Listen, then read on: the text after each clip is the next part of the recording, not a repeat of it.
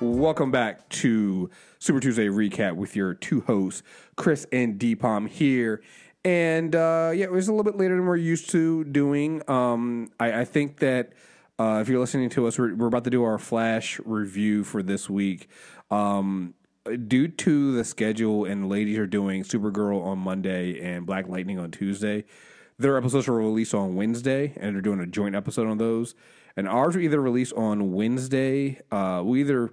We'll still record them on Wednesday, but they'll probably release on Thursday. So just so you guys know, these will probably be coming out a little late. Now today we're just recording on Thursday because I went to go see the Heat knockoff Den of Thieves. Which go to YouTube, you will see my review by the time you hear this. It should be up then. So stop making Heat remakes, guys. You guys don't. See, this is when it makes it all worth it, because like you get to stunt like I saw Star Wars, I saw you see this and that before me, but you have to go see shit like this.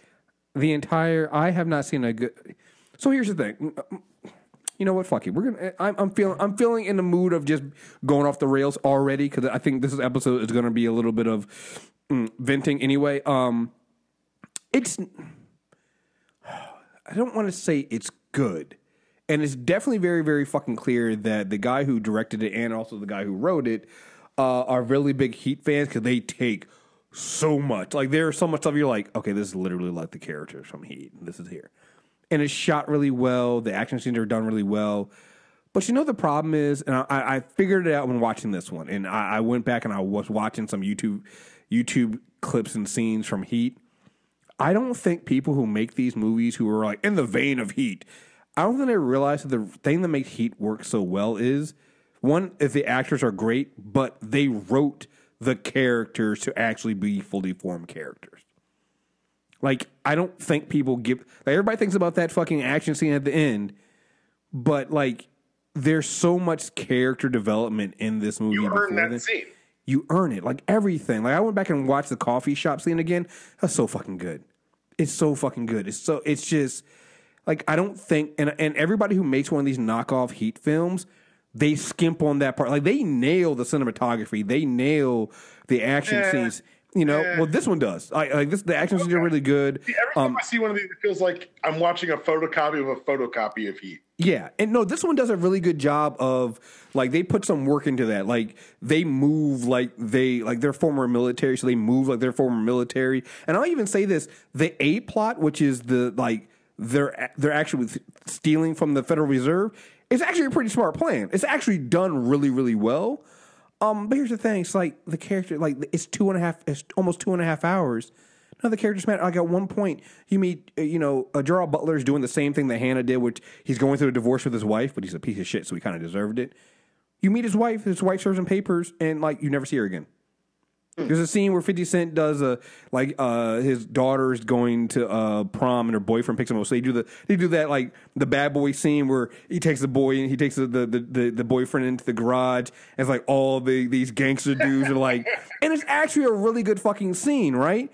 And it's good because as soon as he walks out, like I think he got the message, and they start busting out laughing, right? It's just a really good scene.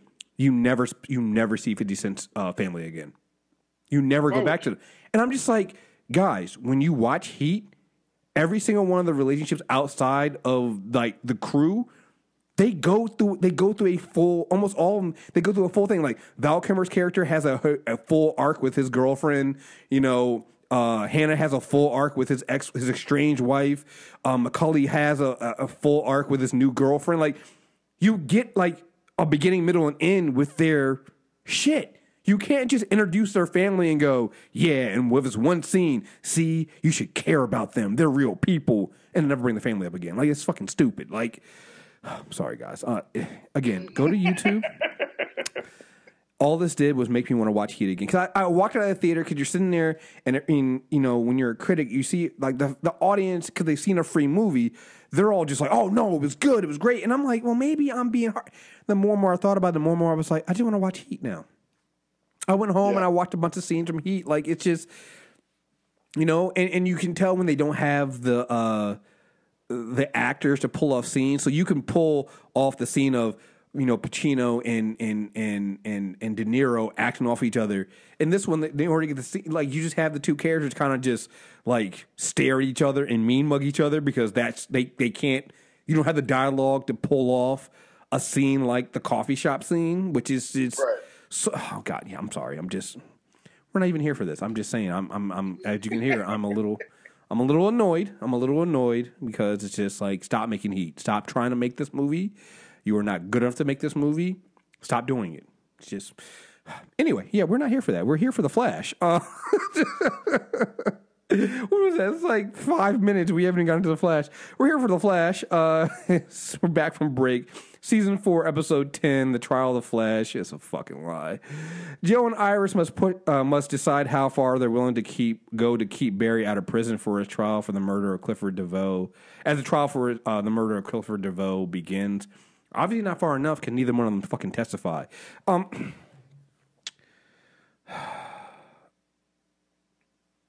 I'll let you start.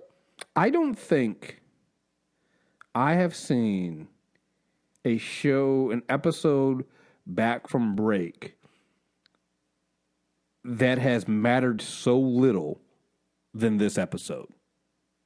We all know Barry was going to jail. Like, obviously, we know that. Okay. So, I don't have a problem with that, like the premise. The thing is, this was never going to be like a stretched out over 3 or 4 episodes trial. And I think we'll go back. I think it should have been. Yeah, no, I mean, there's an argument to be made. I definitely see, I agree with you on a lot of levels, but I also understand the choice. I don't agree with it, but I understand it. That being said, better way to do it than the way they did it. And I think, and maybe that's it. Maybe the problem is here's the thing. There's going to be a lot of Agent of S.H.I.E.L.D. Comparisons here, because here's the thing. Note for the CW, if Agent of S.H.I.E.L.D. doesn't go on break, you shouldn't go on break either. You shouldn't, because then when you come back, you look stupid. Agent of S.H.I.E.L.D. doesn't. There's times when we go, oh man, they're going to stretch this out, and they come back and they're like, nope, we're not going to stretch it out. We're going to do it right here and there, and you're like, okay, but that was done really smart, right? That's not what this was. Like, they condensed it into one episode, and they did it by making everybody fucking stupid. Yes, very stupid. Like, all right, you know what? Let's start here. They made Cecile the worst lawyer of all fucking time. How do you? Adnan had a bad lawyer too. Huh? Adnan from Serial had a bad lawyer too. I think it's like 1A and 1B. I mean, okay. They made her the worst fictional lawyer of all time. How about that? Oh yeah, she's unbelievably bad fictional lawyer. How the fuck do you not call any witnesses? Hey, I'm sorry. If you're going to abdicate your role as DA to defend a family friend, maybe you should, I don't know, fucking defend him. What are you doing? Like, if I'm the DA, I don't give her a job. I was like, oh man, I'm sorry, you're just terrible. My key card doesn't work. You're right. You're fired. Like, what? Very observant. Your shit's in a banker's box. I mean, look. Again, I am not a lawyer, but I watch a lot of fucking Law and Order. All right, so when it comes when it comes to fictional shit, I I've expected a trial happening in 30 minutes. We can do that. Right, but like, you got to give me something to work with. Like, I mean, look. First thing of this. All right, trials don't work this fast, so that's number one. But okay, so Chris, this is a show about a man who's at super speed. Wouldn't it be nice to throw in some montages of him fighting in court during day and saving the city by night to show the time passing? Like that's a cheap shot. Like, that's not expensive. Like, I'm asking for maybe 2 more wardrobe changes for everyone. They did this in a fucking time. I'm thinking from a strict financial perspective. I'm trying to save you money, CW. Like, I know. You don't have to shoot new. You have to shoot new coverage. You've got enough B-roll of Barry as the goddamn Flash to just do it. You could use old footage. We wouldn't care. I know he's the fastest man alive, but he didn't need a speedy trial like this. Like, this is the speediest trial I've ever taken. He's mad eager to go to jail. I have the right to a speedy trial, motherfucker. This is a guy who wants to go to jail. I mean, forget the fact that, yes, I mean, here's the thing, and the reason why I'm saying you got to stretch it out, whether it's in doing it on one episode and showing a passing of time or stretching it out over 4 episodes, you need to show us that DeVoe has had everything covered. You need to show us that he has like every aspect that and every defense that Barry can come up with, he's got covered. Because here's the thing: not just the one, right? Because here's the thing: like they're right off the top, even with the fibers on like the DNA and stuff like that, I can think of at least two huge things that would get Barry off. Because again, this is a white man on trial. All right, this is a white cop. Cop, not a white man. This is a white cop on trial. White cop on trial they never put him in handcuffs. Right? Who is a CSI? So he knows about crime scenes. He knows how to cover his tracks. So tell me this: why would he have the body in his own fucking house? So that's number one, right? He's a forensic investigator. Why is there so much forensic evidence? Right. So that's number one, right? But that's actually just that's. Let's let that one slide, all right? Oh, we're letting things slide. I'm gonna let that one slide because there's two other big ones that I don't fucking get. So the next one is he killed DeVoe somewhere and then carried his body up the steps because DeVoe can't fucking walk. Where's his goddamn wheelchair? Preach. All right? So it's like, so what did he do? He killed him somewhere and then carried the body up and dumped it in his own fucking loft? What the fuck, man? Are you serious? But here's the third one, which is the biggest one, which goes back to why Cecile is the worst lawyer of all time. Barry has an alibi. Barry was with the entire... He's in a room full of fucking people! He was in a room with a fake fucking family. The only way for Barry to get from where he was with everybody else who saw him to the loft is for him to be what? The fucking Flash. That's the only way... Absurd, this is all being thrown out. Like, I'm sorry, like that's my the first biggest problem with this episode is that you can't rush through the trial when the trial doesn't make fucking sense. It doesn't. Like, they're like, oh, well, yeah, well, he was in Barry's loft and he had, yeah, but there's a lot of, and they were like, oh, well, no, it's an open and shut case, Barry. There's no hope. I'm like, well, actually, there is. You can, you didn't do it and you have a room full of people who saw you. Like, dude, what the fuck? Like, it doesn't, I'm sorry, it doesn't make any fucking sense. I just don't and then it's like when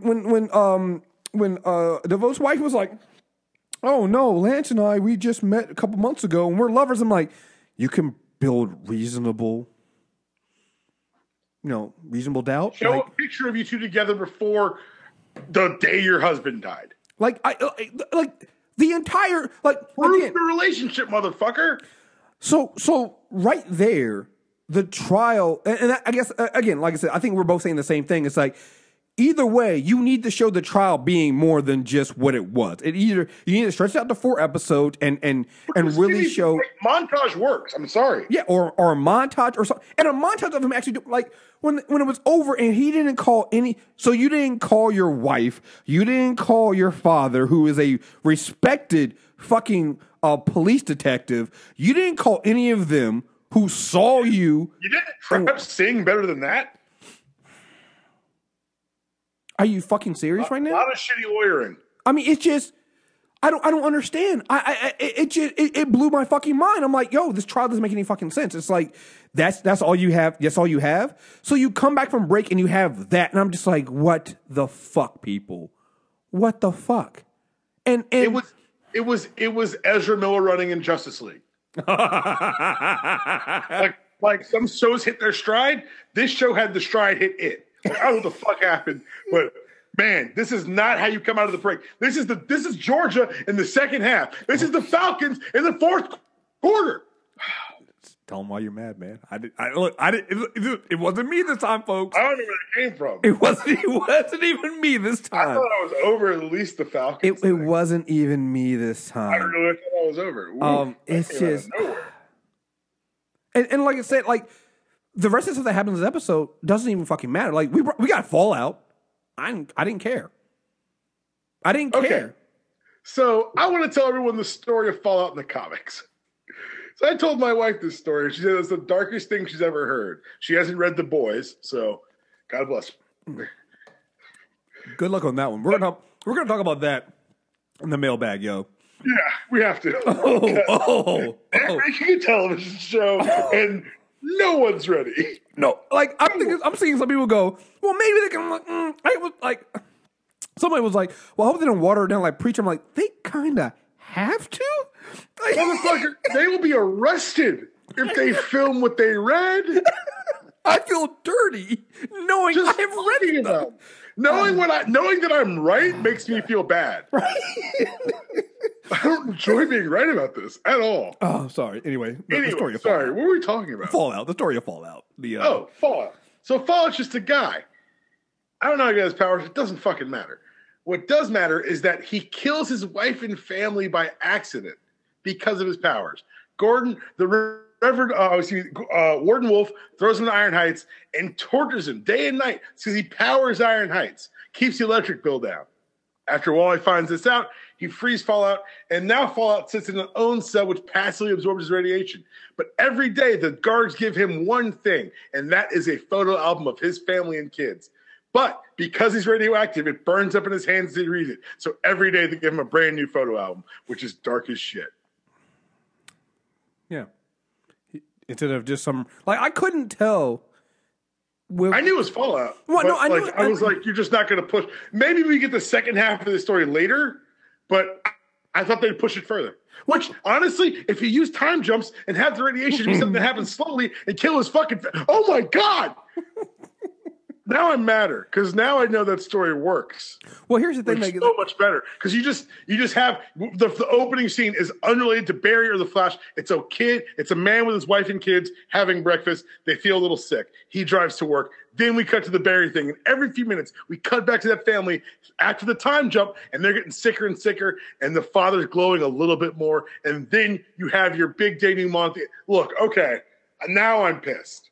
It did, like, none of it made sense. Well, not that it made sense. It's like, I couldn't tell first of all, I couldn't tell if he knew he had powers or he didn't at first, because sometimes I'd be like, oh, he doesn't know. Then other times I was like, wait, no, he does know. You know, and like it was very weird. And then it's just like they literally said, like it just they didn't try. Like, I don't know, man. It just, this was all just done really poorly. I'm sorry, this was done really poorly. And you guys know me. I'm not trying to down the show. I was very high on the Flash, and even this season I thought was doing really well. This entire episode was a goddamn waste. Like, everything in it was wasted. The only thing I enjoyed, Mrs. DeVoe on the stand. Oh no, I love that actress. He murdered it. Yeah, I love her. And here, you know what it is? I like Kendrick Sampson as Lance. I like him. I like him. He gives this, like, just the way he delivers his lines as DeVoe, but like it's now like a young black man. I don't know. I like it. He works for me, and I like him and Marlize together. Yeah, you're right. Those two were great. When Marlize comes out after Iris confronts her and just drops the charade, oh, perfect, mwah, great. You know, but again, wasted. This was a waste of an episode, a complete waste. And so I was thinking about this, and we're gonna go into some stuff here because I got more. Because I not in about this episode, because again, nothing else happened like that mattered. Like, you get Joe. You knew they were gonna do this with Joe wanting to try to frame. It's not even really frame, because technically he's right. You get Ralph talking Joe out. That's the best Ralph I've seen this year. No, it is, and it was, and that was good. So I did, but again, it's one of those things. It's a small gym. It's a gym and a turd. Yeah, it's a gym and a turd. So you kind of miss it, but you're right. That is the best Ralph we've seen him be, and I've seen somebody say that apparently.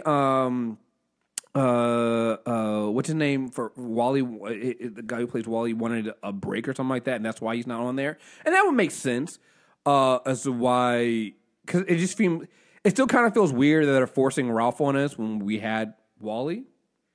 It's not that weird when you know about what's actually happening.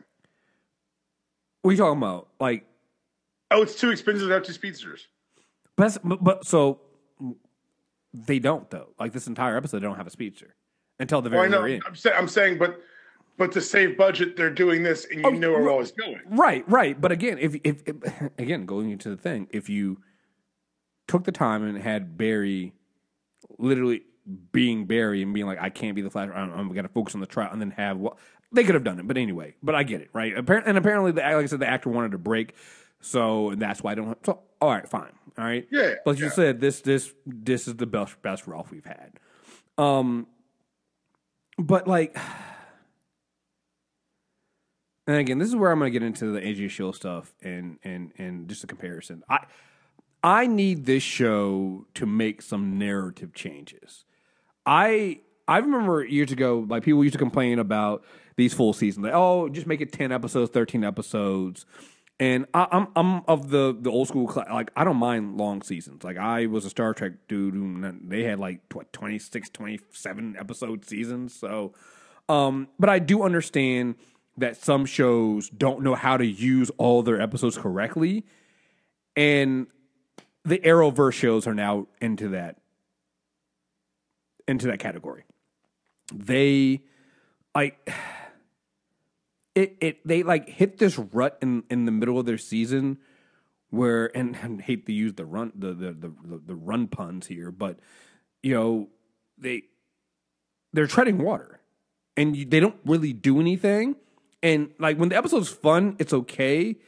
But then you get an episode like this where they condense everything into one episode, and the result is people being dumb. Like they literally wrote Cecile, they wrote everybody in this episode to be dumb, to fit their narrative instead of writing the story to be good.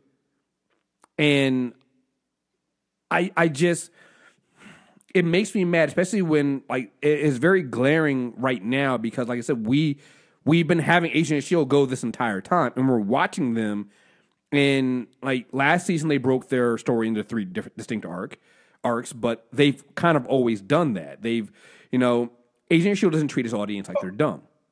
Yeah, I think part of it is, and it's not done any favors by having been a competitor with Agent of S.H.I.E.L.D. for so long. But I think Agent of S.H.I.E.L.D.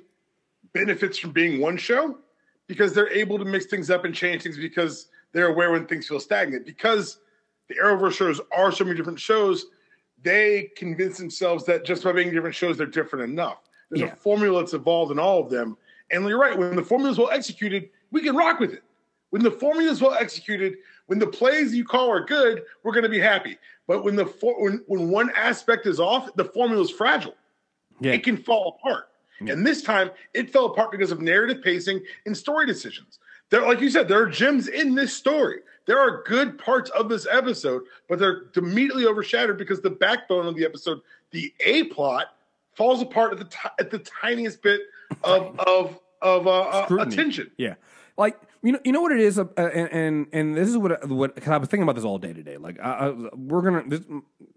got a lot to say about this. I've been thinking about this and what's been bothering me about the Flash, and what is different between Agent of S.H.I.E.L.D. and some of the other shows. And I'm comparing to Agent of S.H.I.E.L.D. because we don't have a lot of shows these days like do 20 plus episodes, right? So especially when they're comic book, everything else has been kind of short. Even we talked about this with the Netflix shows. It's like, hey, sometimes you might need to just do 8 episodes. Maybe 13 is too much. Maybe do 10. Or adjust your narrative, adjust the way you tell the story, so to make it better. I think the other thing, too, is we watch more TV now than we used to. So we're all aware of certain tropes. And we're all aware of certain things that shows do. And so if you want to, you can't just keep making your show or telling your story the same way you always did because we, the audience, know that. And I think that's what Agent of S.H.I.E.L.D. has done really well that they don't get credit for, that I really wish other shows would understand. They take our existing knowledge and they fuck with us. Like this season, right? Fitz. We knew that Fitz was going to meet up with the rest of the team in the future. We knew that. The question was how. And we had 2 possibilities. One, they used a monolith, which is the same way the rest of the team got there. Somehow Fitz finds the monolith and he uses it and gets to the future. And they showed us that in episode 1 with the team going there and how they did it, right? And then the second option was LMDs, right? And they fed us LMDs all throughout season 4. And so they know how much we feel about Fitz and Simmons. We're like, well, wouldn't it be fucked up if the only way for Fitz to get to the future was to put his consciousness into an LMD, and that's how he did it, and blah, blah, blah, blah, right? And we're like, that's fucked up. And so we're like, oh, man, they're going to do one of these two options. And what do? They did option fucking C. They did the obvious thing, which is Fitz just freezes himself. He literally freezes himself for like 90 fucking years. And I think that's speaks to the strength of the show, because Agents of S.H.I.E.L.D. calls their shot and you're struggling to figure out how they're going to pull it off. Mm-hmm. Meanwhile, with these other shows, we're like, well, where's it going? Yeah. It feels aimless. But you know what? But you know what kills me though? Like, you can feel, the thing is, that's not necessarily a bad thing. You can feel like lost and still have an enjoyable season. Right. And Agent of S.H.I.E.L.D. and Flash have done this. Remember, you remember you brought up your point last season, like with Flash season 1. Season 1 was a red herring. Right. And they fucked with us. They put Eddie in there. They put Wells into a wheelchair to give us the Hunter Zolomon feel.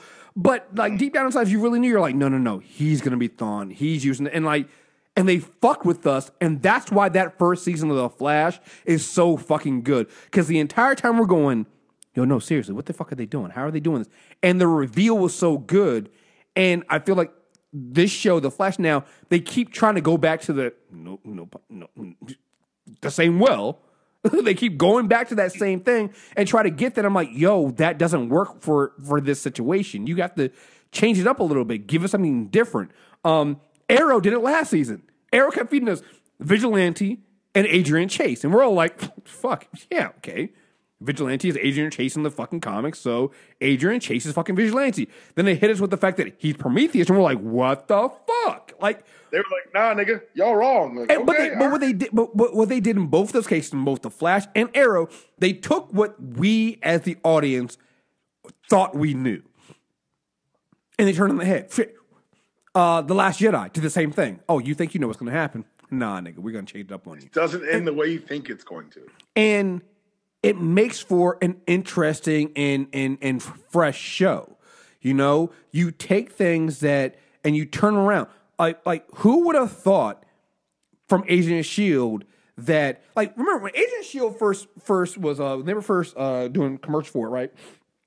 It was Clark Gregg and his Coulson, and they kept bringing in Brett Dalton as Grant Ward, and we're like, okay, he's going to be number 2. He's going to be the next main character, and they turned him into a fucking villain. They turned him into a fucking villain halfway through the season. He became the bad guy. They took the hacker girl nobody liked, made her Daisy Johnson in season 2, and made her the most powerful human we've had on screen. Like, it's just, they fucked with us. They took this stuff and turned it over the head, and they just said, no, we're gonna turn things completely around. We're going to adjust it. We're gonna take what you think you know, and make it so that the stuff you think you know, the stuff you think is important, Coulson and Tahiti and things like that, we're going to make you think that's important. But really what we're doing over here is sleight of hand. It's like they're like fucking magicians. And that's not what The Flash is doing. They're doing the same thing over and over again. Like I said, this is why I was like, the trial of Barry Allen could have been 4 episodes, or you could have done the montage like you said. But you could have done the 4 episodes, and in that 4 episodes, you still have Barry out there being the Flash, and it really gives you the duality of Barry being admonished by the judge, and then Captain Singh praising the Flash. Because again, that was another great moment in this episode, but it falls flat because it's not earned. Because you're like, well, Barry's always been saving the city. So just now you're giving a plaque. Oh, you're doing that because it fits the plot. But if you had done this over 4 episodes, or if you had been setting this up, with even the episodes before this, like say you still do the trial of Barry Allen, but let's say the theme of the previous, because this is what, episode 10? What episode is this? Ooh. This is episode 10. So let's say let's say the previous 9 episodes, you've been seeing the bond between Captain Singh and the Flash. That's one thing we haven't really seen, right? You've seen Barry interacting with Captain Singh, but you really haven't seen the Flash really interacting with Captain Singh. Imagine the previous 9 episodes, we've been seeing that. We've been seeing the Flash interacting more with the cops, interacting more with the city, and seeing the city really rally around the Flash way more than they have been. When Captain Singh gives make this plaque for the Flash about what the sacrifice the Flash made in stopping Fallout, that would have then juxtaposed that with what the judge is saying to Barry Allen in the courtroom. Perfect. The problem is the story throughout the season hasn't been setting that up. You didn't earn that. You thought you were going to do it in one episode, and you can't do that in one episode. You can't just sit there and go, oh, well, now that matters. Like, no, set that up. Do an ounce of setup. All you had to do. Like, again, even if you don't stretch out the trial of the Flash for 4 episodes, do it the 4 episodes before if they had other things going on. But they don't do that. I'm like, it's just so frustrating because I know you can do this. We've seen you do it. And this is why I go back to, I think, cutting out this. They now got into the point where I don't believe they can do 22 episodes anymore. Look at Legend of Tomorrow. Legend of Tomorrow has gotten good because they keep it moving. They don't. If you think about it, Legend of Tomorrow really doesn't have filler episodes. Nope. Even the episodes you think are filler move the plot forward. You know, and not just with a little thing at the end, but they even if they're not moving what you think is the main plot, they're moving character traits forward. Whatever, they don't have time to waste. They have 16, 17 episodes. We got to move. And they got a massive fucking cast to juggle. And they got, like you said, and they got a massive cast. That's the other thing that's hurt the Flash. Now you have more people mattering. People wanted Iris to have more roles. They want Joe.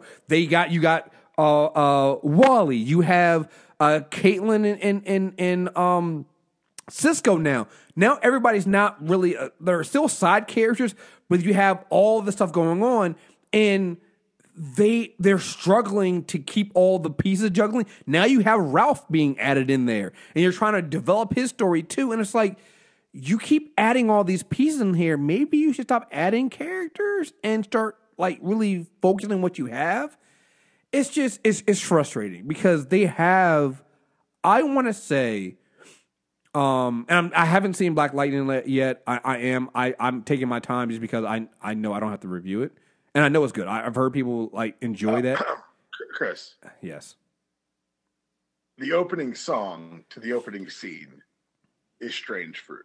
Yeah, no, I knew the show. Like, look, I was like, oh no, okay. And I want to say this right now on the podcast. I've said it on Twitter, said it on Facebook. I was wrong as shit. I was wrong as shit. I apologize to everyone involved with the show. Oh my god. That being said, don't love the suit. No. Well, it doesn't look better. It doesn't look better in motion. And they only shot the new suit, I think, at dark and in the rain. So we'll see. Maybe. Well, you know what? I think everybody's opening suit. That's your. That is your trial by fire with entering into the CW shows. You have to get your first suit in the CW is bad. That said, they did a flashback scene where he's wearing the comic suit. I'm like, well, that's the suit you should be wearing. I said it out loud, first of all. I couldn't help myself. Second of all, so it's firmly in the Arrowverse. Oh, cool. Nice. Because he gets a suit from a tailor. Who's made whose name has appeared repeatedly in the Flash stuff. And I'm always like, oh, what a great little Easter egg. Oh, no, he's a person. And that's who Black Lightning gets his new suit from. Oh, nice. Right. Yeah. No, like I said, I stayed on Twitter, saw people. I knew that Strange Fruit was the opening song. I saw people. I'm like, okay, the Serial Super Black seems like it's really working. It was bringing in people who don't watch these shows normally. We're watching it. I'm like, all right, cool. It's gonna be good. It's gonna get good ratings. I can save it for when I'm just like when I can decompress. So that's what I'm doing for it. But like, can't remember what I was saying with this. But like that show, I can see when they're not doing a full 22 episodes. So once again, you have a show that's doing smaller episodes. You have new showrunners doing their own thing over there, and I feel like that's why that show and Legend of Tomorrow are working well. Where because even the Arrow a little bit, like Arrow did really well last season, but they've been struggling. I think all these shows need to cut out like 4 episodes now because you're not using them. You're not using the episodes, and do it that way. So and then here's the other thing too. Because I noticed this. I noticed that our Agent of S.H.I.E.L.D. reviews are a little bit longer, and our Flash reviews used to be long, but they've gotten shorter. And I realized what it was. We've stopped really doing like theories because none of the show hasn't challenged it. It hasn't made us think. We're like, oh, I guess we're just going to do this now. And none of us are saying, well, you know, the last time we did theories was the Savitar mystery, which we figured out pretty easily. Well, and that's what I'm saying. It's like we've now gotten to a pattern with them that we're all just and we've also seen that we know they're not gonna go too far. They're not gonna take big risks. Like, look, think about what Agent of S.H.I.E.L.D. did. Like when you again hate to go back to Agent of S.H.I.E.L.D., but there's a show that did big shit. You know what? We already know what I'm gonna say about Agent of S.H.I.E.L.D. and the risks they take. Let's do Legend of Tomorrow. Legend of Tomorrow's big risk was going to season 2.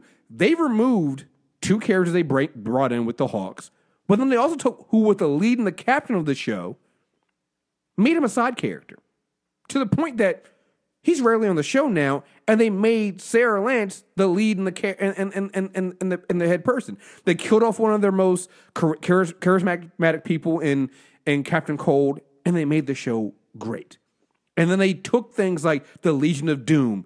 They did a time travel reality altering episode. Like, they took risks. Like, Legend of Tomorrow has been taking some pretty big fucking risks, and they've been playing with fucking time.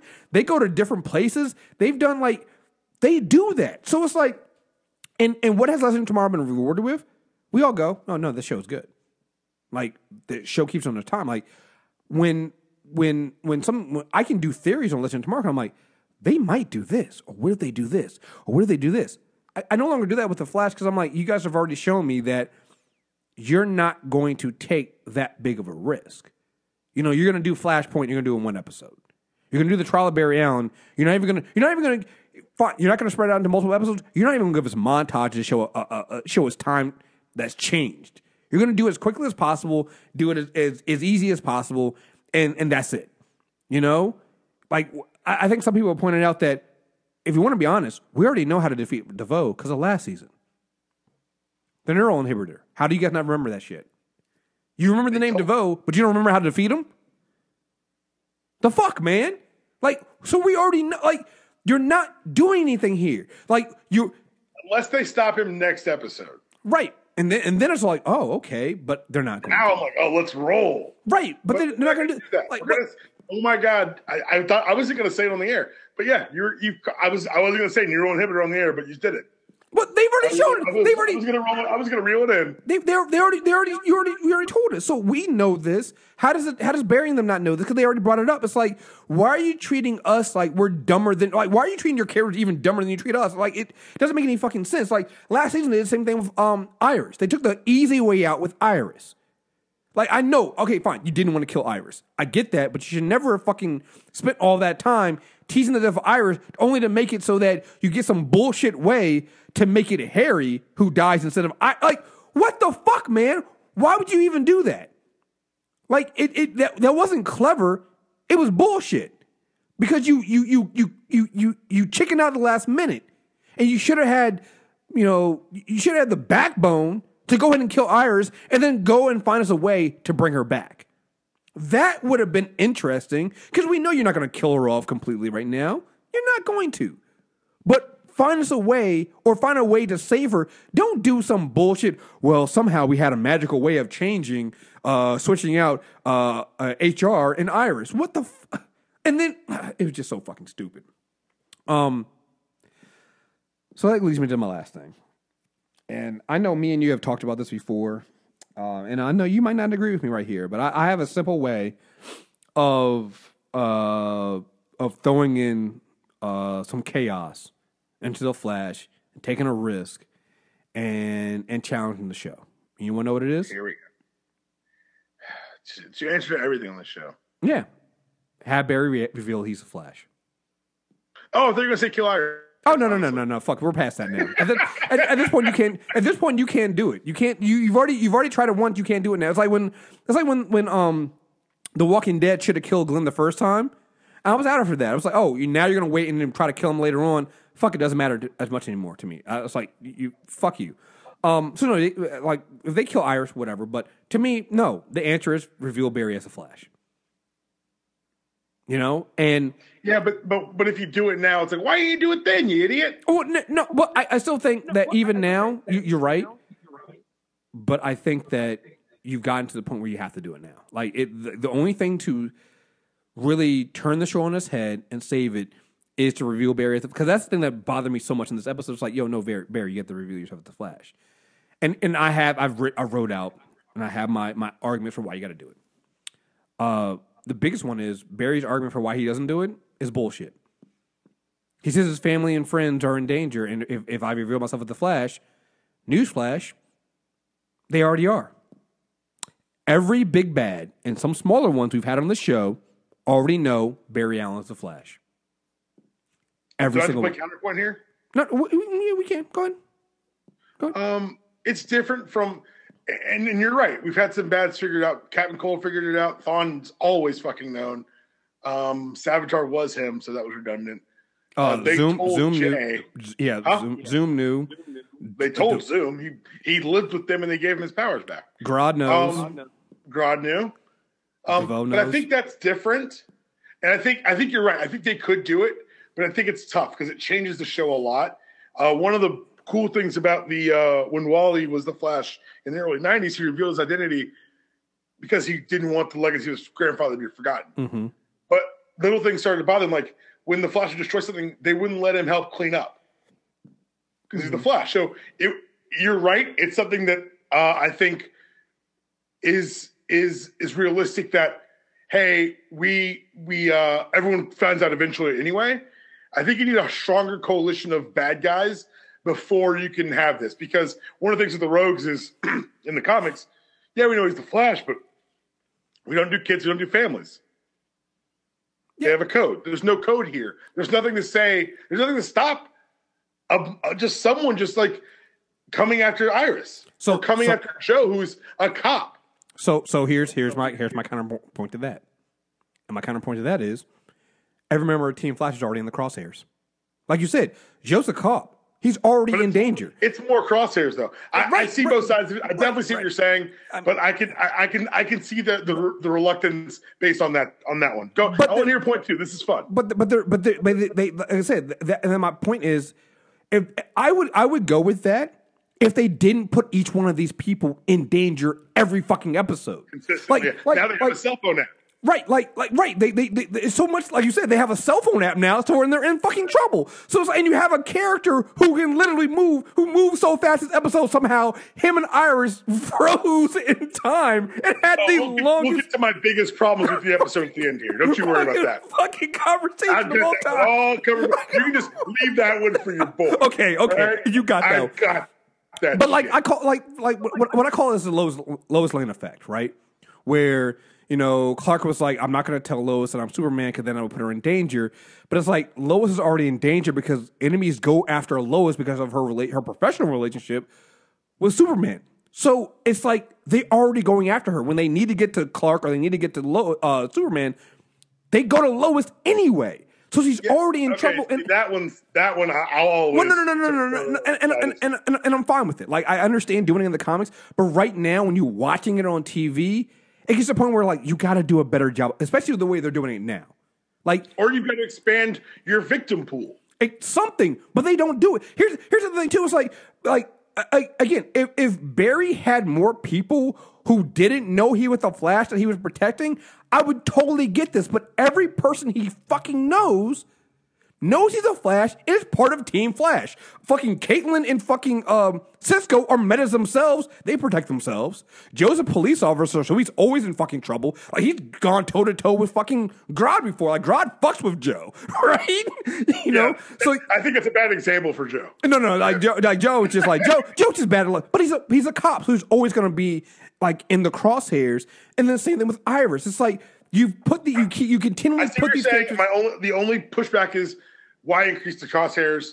No, I want to hear like, this is a good point. Like, you've made some really good points. Like, so we got that. So then two is it's just becoming stupid that people haven't figured it out. Because again, this is all because of story points. They all because of story points they did. So in this episode, when Captain Sing's on the stand, and again, this goes back to them having to make people fucking stupid. You have the police captain on the stand going, yeah, we did have Barry go on sabbatical for like 6 months. And yeah, he didn't talk to me directly, but Joe told me. And I'm like, all right, so Captain Singh,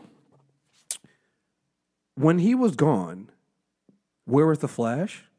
Oh, we had our other Flash. He was in the yellow. So it was a different guy, different speedster, right? So, but then when Barry came back, suddenly the real Flash came back. So you didn't put two together. Oh, and beginning of the season, you had well, actually not beginning of the season. With the first season 1, Barry goes into a coma. As soon as Barry comes out of a coma, all of a sudden we now have the red streak. Like it gets to the point where like people. Chris.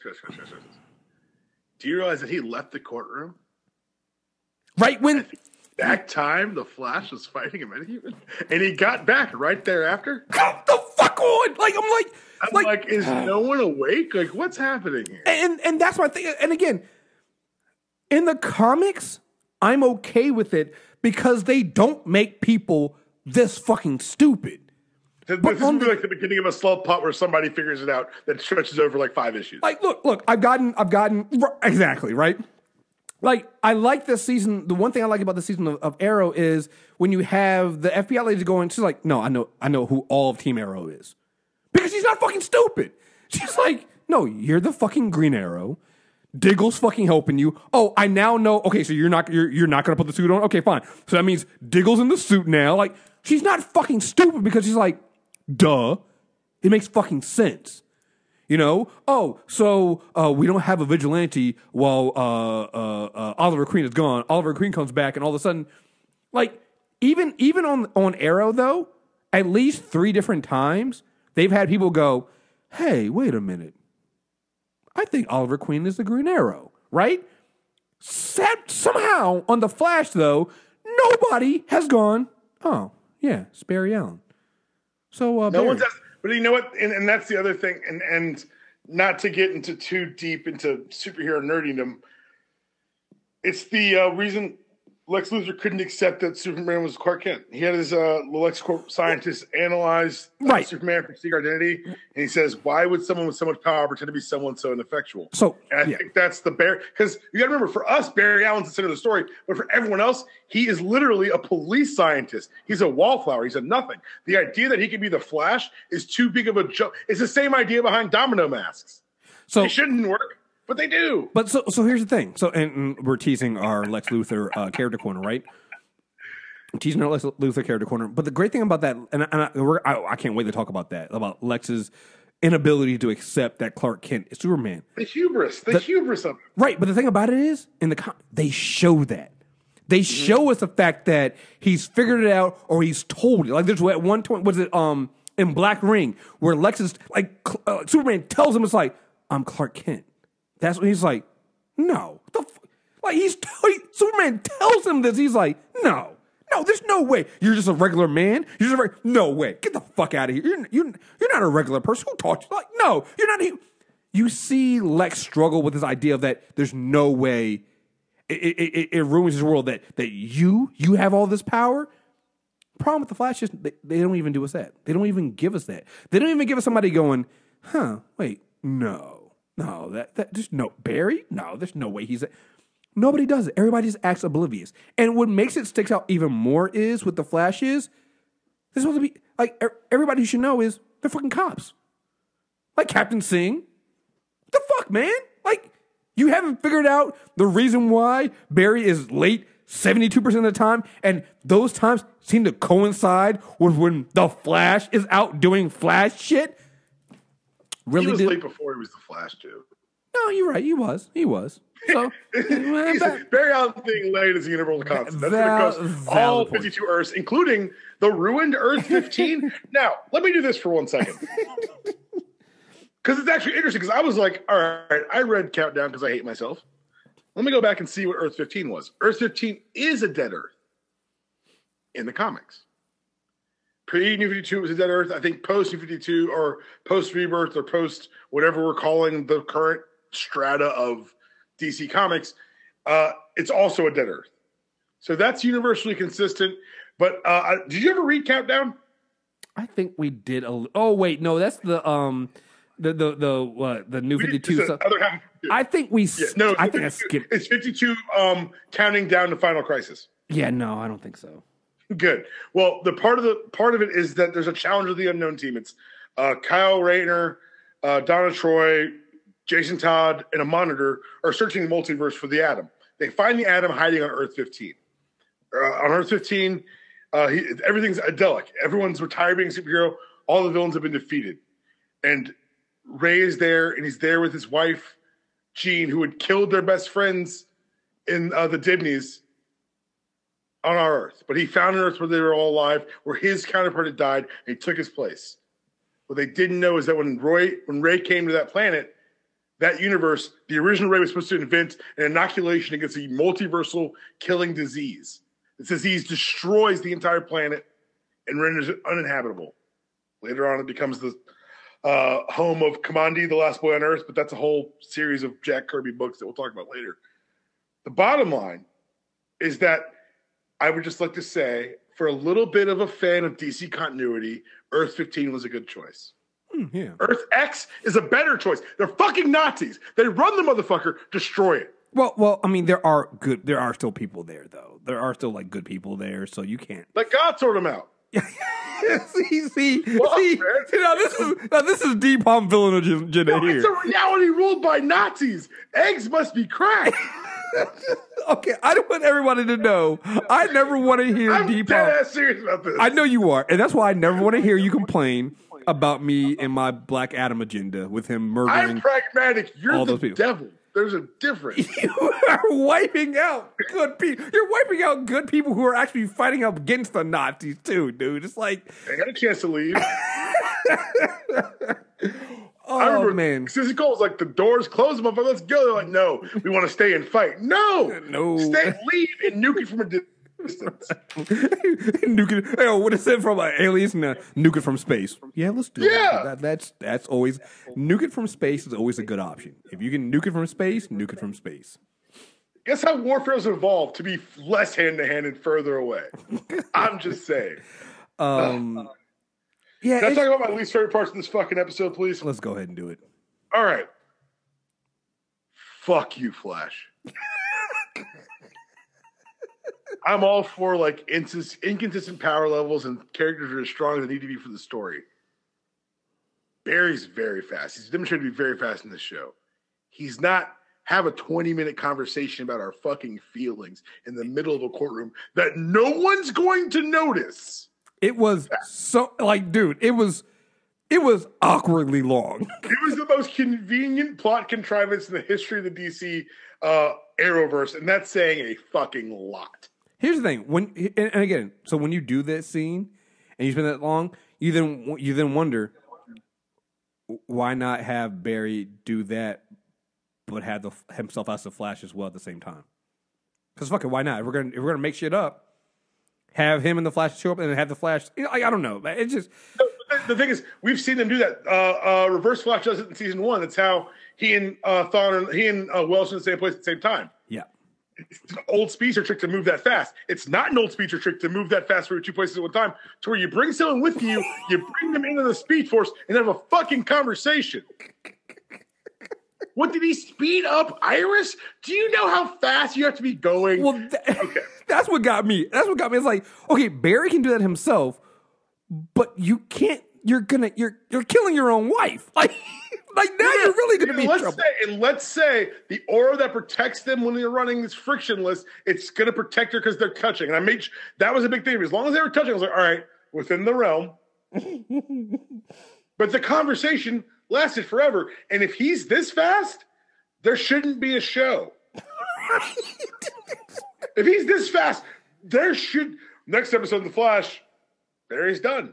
Well, again, it goes back to my whole thing of Barry goes to the park. I mean, for an hour. And here's the thing: if he's that fast, I go back to I bring up my point again. Well, fucking reveal him as the Flash, because at that point, fuck it, why not?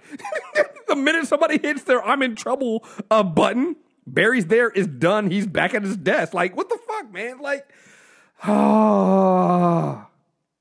Second biggest gripe with this stupid episode. I get it. You're in a writing room. You're feeling good about yourself. You got a team of people with you. You guys are all smart and well educated, and you guys can write your fucking asses off. Questionable. No. Come on. No, you're right. Okay, I'm sorry. I got my feelings. We're like, I could be Brian Scalabrine in basketball. Like Brian Scalabrine. I got ahead of myself. You're right. You're right. It was just, It's like, it's like when I'm watching an MMA fight, I'm like, the fuck, man, what are you stupid? Even I can do that. I'm like, wait a minute, no. Yeah, it's like me getting mad at the Georgia game. I'm like, I'm so mad at that decision he made on third down. He said from his air conditioned office and comfy chair. Right. No, what I was gonna say, you threw me off track now. Where were we? I'm sorry. What were we talking about? Are you saying your second gripe with the show? Oh. All right, you've been writing your entire life. You trained, you've earned, you've interned, you've gotten coffee. You finally made it in the room. Someone says, I need you to write the end of this episode. And you say, I'm going to write the shit out of it. There's going to be dueling narratives. One, telling you just how good the Flash is, just how bad Barry Allen is. Two, yeah, it's narratives, and we're going to have them shot side by side, literally on different sides of the screen. It's going to be beautiful. But what if we had not just like a random Flash day? What if he's given like a plaque? Okay, that's great. That's a physical reminder of how important he is. I think I know where where this is going. No. He won't pick it up. Why not? Because it's the same time as the other. Okay, all right, that's fine, I guess. So symbolic plaque. Yeah. Will it be mounted somewhere? No. He's going to hand it to no one. Okay. All right, that's a decision. What about the other half? The other half's going to be kind of scathing and biting. Not just scathing and biting. The most hyperbolic bullshit you've ever heard. Central City cranks out supervillains twice a fucking week. The claim that Barry Allen is the most heinous you've ever seen is an overreach the likes of which I cannot abide. Fuck this judge very much. Because if you undersell this moment, there's a nice moment in here. But when you get like someone who's like, this is the first one back, I'm going to crush it. This is, you know what it is? It's trying too hard. We literally watched Zoom break the necks of every police officer in a room. Nigga, look, I don't know what to tell you. He cut the police force in half. Which also begs the question, how big is Central City really? Because if Barry is saving you from a radioactive man in the same town, someone in the courthouse knows about it. And two, if it is bigger than that, why aren't there more police officers? Anyway, I've thought this episode made me think a lot about this show, and this show is not holding up to my thoughts. No, I'm sorry, this was a bad episode. The thing is, there are things in Agents of S.H.I.E.L.D. that aren't good. Yeah. But you're able, you minimize your weaknesses and you emphasize your strengths. The Flash's emphasis should be on running fast and doing heroic things. And yes, you have to introduce some pathos with the murder trial, quote unquote. I've seen campus like disputes go on longer. And like I said, I'm an SVU guy. I'm a Law and Order vanilla guy. Jerry Orbach is my man. Just give me some time jumps. Yeah, I mean, I'm like, here you go. Just time code every scene. Give us the you don't have to do montages. Give us the illusion of passing time. Something. Wow. And while he's doing this, we don't know what DeVoe's doing, and that's the scariest part about it. What's the other thing too? So they did nothing with DeVoe to make us think that. So I get not telling us what DeVoe is up to, but he's literally doing nothing. Don't tell Barry, tell us, because it feels like that was the plan. Right. Just like nobody did anything. New body, Barry in jail, check. Let's go to the beach. Yeah, like nobody did anything. It's just like, what are we doing here, folks? And here's the other thing too. It's like,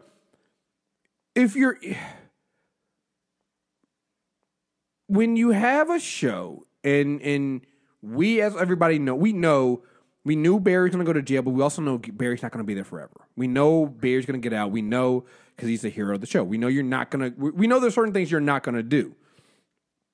So hide it better, or try to throw something in there to throw us off. Like I felt like at times I felt like Barry in this episode because Barry during this episode feels like he's already defeated. It's like, well, they have overwhelming evidence. I'm going to jail, and that's exactly what happened. Like you could have just stopped this episode right there. Yep. Because you know what? Nobody else tried. You didn't try to even save Barry and keep Barry out of jail. You did nothing. Your go-to thing was having Ralph take pictures of the Lance kissing. That's your only plan? And it was dude. And can we talk about how that's what pissed me off? That's the other thing that pissed me off. When they show up in the courtroom with the hot off the presses, the breaking news, like when Stabler comes in and they found DNA somewhere, and they've been working really hard to get that DNA, and like one of the CSI techs pulls DNA off of like a piece of chewing gum that was found in the bottom of a fucking car seat or something like that. That's when you do that. Oh no, we need to interrupt. We have late breaking news. Their late breaking news was literally a picture of her kissing. It's a photograph with no narrative, so you allowed her to tell it. And you did not. I'm like, see, we got her now. Who is this guy? Wait, you're going to let me tell you who he is? You're not going to? Word? Okay. I can tell you. You're making this easier than I thought. Like, it was the dumbest thing ever. Like, I'm watching that going, like, have you guys ever watched Law and Order? Like, I get, look, I am not a lawyer. I am not, but I watch. I'm glad you got to say that twice this podcast. I know, but I have to put that out there because for the clarity, in case I have to. Just in case just in case. I don't want you to think that I am giving you legal advice, or two, you call me. I am not that guy. All right, so just don't do that. But the Pool Law Firm can be. Right. But I'm just saying, I've watched a lot of Law and Order. And even I know. Like, this is shit that motherfucking Ice-T. Ice-T is a detective on Law and Order knows. What the fuck, man? His name is Odafin Tutuola. I'm sorry. Respect. I'm sorry. Put some respect on that fucking name, all right? Detective Tutuola. Like, just... My God, like, what are you guys doing? Like, this is the dumbest shit I've ever seen in my life. Like, no, like, I want to go, wait, no, they brought that picture and I was like, come on, Cecile, don't do this. Don't do this. Don't. Why are you guys going to make the black woman look stupid? Like, ask for a recess. Something. Ask her, can I get a recess so I can, how are we going to attack this? What are we going to do? What else do we know about this? What is this guy's name? They didn't even know who his name is. Because it seems like she was in on the plan, and I use the word plan in the loosest definition of the term. God damn it, man. It didn't make any fucking sense. Like, when you could have gone like, oh, no, well, we have information. This was a metahuman that was attacked by DeVoe. What the fuck, man? Give me something here. Oh, my God. Like, there was nothing they did. They did nothing here. They did fucking nothing. And I, for one, am just like flabbergasted at what the fuck this episode was. Like, this might be the worst episode of The Flash I've ever fucking seen. And you guys know how I felt about the musical episode. So, just saying. Hater of joy. I will watch the musical episode of The Flash before I ever watch this episode again. Because it's good. Okay, listen. Let's take the small victories when you can. All right. Let's not push it right now. Okay. Oh, man, I'm so like. Again, this should tell you something about this season and about this show. This might be the longest episode of a Flash review we've done, and it's literally been us almost like really upset about how bad it was. That's not good. I want to get back to the point where I'm enjoying it. I'm having fun. Like, and again, this can be fixed. I just need them. I need them to mature a little bit. Like, we can handle complex storylines, and from what I was seeing from people, not just complex story, we can handle like more mature storylines. Like, and from what I was seeing from people talking about, I always say we're not necessarily the audience. Right. Like, But I think that's everybody though. I think everybody can do that. We can handle that. We can. Like you can. I just want them to change it up a little bit. Give me something like you don't have to reveal Barry as as a Flash. Okay, I guess you don't want to do that. You don't want to go that route. But then give me a legit reason why he shouldn't. Don't give me the default answer that can be easily picked apart. Give me the reason why. Show me why. Like Barry's whole thing is like, because here's the thing: what happens in this episode? If Barry already thinks that he can't beat this charge, and he's not going to use his power to run away, and he's going to go to jail, then what's the plan? Does Barry have a plan? Now, maybe I think that's kind of the point is that he's been outplanned. He's been put into a corner. And that as a larger narrative point to the season, I understand it failed in this episode. Right. Look, hey, everyone gets a miss. Everyone gets a couple. Mm-hmm. But guess what? You can't come back on a miss. Yeah. That's when it stands out. That's when it's glaring. If this happens 3 weeks from now, I doubt we're as hard on it. No, you're right. You're absolutely right. Absolutely right. And even down to them putting him in the cell with his father, Scrawlton. That was the last most awful horse shit I've ever seen in my entire life. Look, he was there for how long? He wrote one note? Fuck him. Fuck Henry's lazy, non-writing on the wall's ass. Now, are you telling me that in all the cells of Iron Heights, you're putting him in his father's cell? And also, you're telling me that you're putting him in Iron Heights, in a city, in a reality that's been restructured since Flashpoint to have special cells for metahumans. That there is no, metahuman detector that every prisoner goes through in case they're hiding powers. There's nothing. There's no safeguards. You've got cells that will keep Mirror Master in his fucking cell. But you don't have a metahuman detector. You wouldn't just run a wand over him? You have metal detectors.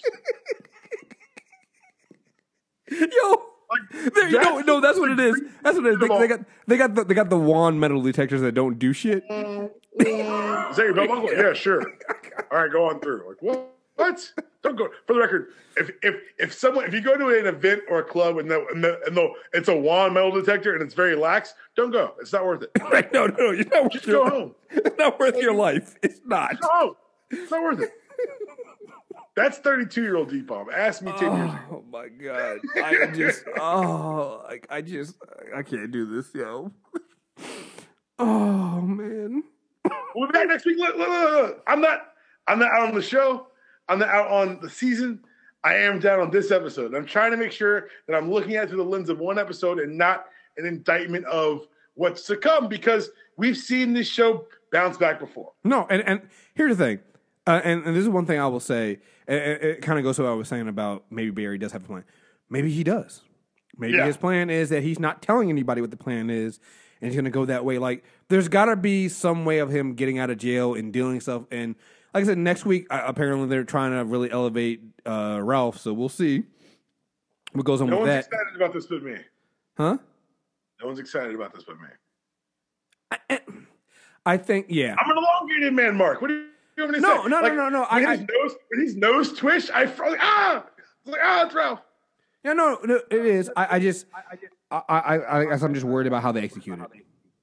That's all. Always, yeah. And so, right. But if they pull it off, they pull it off. So we'll see. They've done a good job introducing other heroes, so I think that, and they've given Ralph more time to develop before putting him out by himself. Because you remember, like, the first time, Vibe's first hero moment really was like, you've got to get us to Earth 2 so we can fight. So he's like, I don't want to do that shit.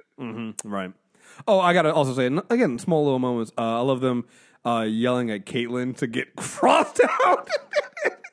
That was pretty fucking funny. He's like, no, come on. Not like an on-off switch. Bitch, we're going to die. What are you doing? Puppies will die, Caitlin. Right, puppies will die. And then when she hopped through the portal, all of a sudden her hair changed. Like, I'm not going to lie, I like that. That shit was okay. Like, I'm feeling like... They found a good way to play that. Yo, no, they've done a good job with Caitlin and Killer Frost and handling that. And I like how she was like, is this business or pleasure? All right, business. Right.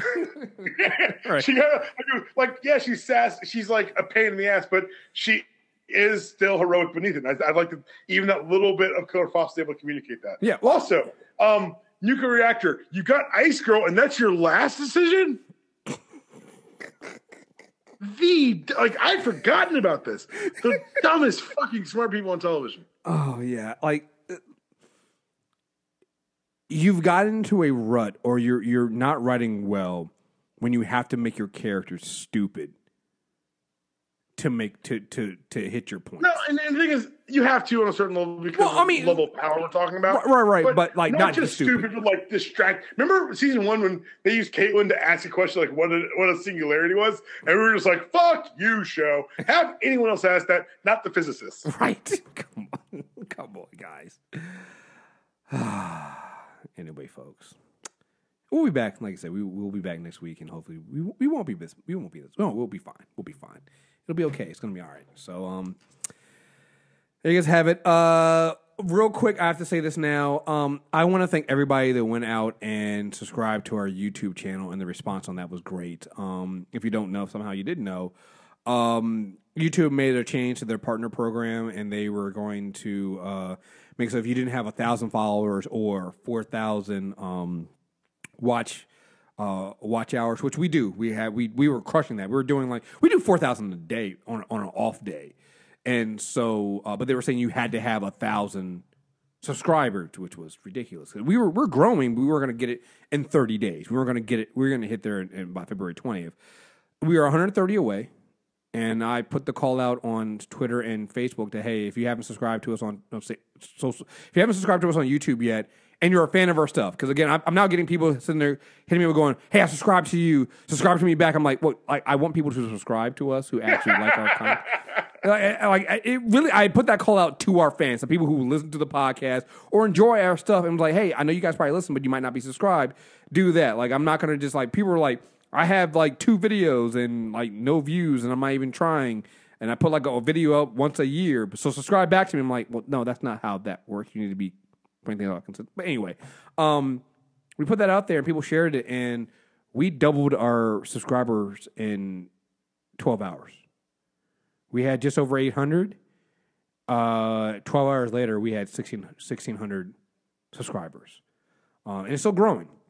So, thank you guys for that. And again, you can get, it doesn't really matter. I've had people ask me this, hey, subscribe to you on YouTube, subscribe to you. What's better for you to listen to on the show, listen to on the feed, listen to it on the site, listen to us on YouTube. It doesn't matter to me. Listen to wherever is best for you. We do put exclusive content out on each thing. So there will be exclusive things on the site we write. There will be exclusive episodes on podcast episodes on the feeds, The Gifted is only on the Super Tuesday recap feed. You have to subscribe to that podcast to get it. And then there's stuff if you want to hear my full Den of Thieves review, that's only going to be on YouTube because I'm the only one that saw it. You go to check all those places for new content, because we'll be putting things on all those things. But if it's something that's on again, this episode will be on the site, it will be on the feed, it'll be on YouTube. Doesn't matter to me. As long as you're getting it, as long as you're consuming the content, I don't really care where you listen to it at. Just as long as you're consuming it, and as long as you like it, leave feedback, leave us a comment, share it to people if you like what we're doing. And this goes not just for me, but for all the creators you follow and you listen. If you listen to somebody's podcast, make sure you subscribe. Leave them a comment, leave them feedback. I know. Jeff at the Nonstop Culture Podcast has done a lot of help with us on New York Comic Con. He was our front man, our interviewer for some of our interviews. Go over to find the Nonstop Culture Podcast, find his YouTube page, subscribe there. He has content over there. Support people, find Black women, support their content. If you haven't, I've had Elle Joy Williams on the show several times. She's trying to build up her subscribers. She has Sunday Civics. Go find Sunday Civics on YouTube, subscribe there. We got to support. That's the way to support us. Consume our content. And when I had Deepam on the Sandy Check last week, we talked about how I love the fact that we have supporters. We don't have fans, we have supporters. And when we put a call out and we need some help, you all do that, and I'm really, really we're fucking grateful for that. And it means a lot. When it's about to be 10 o'clock at night, and I'm gonna finish this last review. I had to turn around then, get myself together, and then record a fucking video review, edit that, edit this, get it all up, and then go to work tomorrow. I only had the motivation to do that because you all are such great supporters of us. So again, do that. Leave us comments. Leave us feedback. Follow us all over social media if you can. I've had people go, well, I don't have a YouTube or I don't have an Instagram. I'm not asking you to go in and create that stuff. You're not like I'm not asking you to do that. If you have it though, support us there. Find the Facebook group, MTR Network. We have fun in the Facebook group. It really is great in the Facebook group. We're all fans of stuff, and we have comments, and people are really engaging in there. And do that. Subscribe to the different shows: Super Tuesday Recap, Insanity Check, Unanimous Decision. Secret Sauce. Like we have all this stuff and all this content coming out. We put out. We're trying to build up our YouTube presence and put out stuff there. So get it where you can. And like I said, I'm just really, really grateful that you guys support us like you do. So had to get out there and just wanted to say thanks, guys. Yeah, it really means a lot. So again, also we made a little subdomain for this. So if you want a quick way of finding Super Tuesday Recap stuff, supertuesdayrecap.mtrnetwork.net. Go there.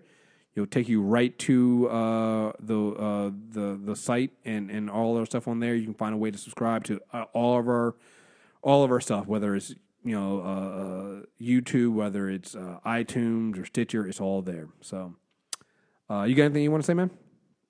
No, you touched it all, man. I was you did it very eloquently. Yep. I co-signed everything he said. There you guys have it. So we're in agreement. All right, folks. Thank you guys very much for listening. And we'll be back this weekend with Agent of S.H.I.E.L.D. and Arrow. So, also, I guess it's getting close to that time. Mailbag. We already have some questions that have come in. Email us, mailbag@mtrnetwork.net. We have a lot of stuff to talk about, from Venom to what they're doing with the DC stuff. Like, there's plenty of stuff that's going to be coming out that's come out news-wise for stuff. So we'll be talking about it all there. So get your emails in, mailbag@mtrnetwork.net. So again, folks, thank you guys very much for listening. Until next time, we are out of here. Peace.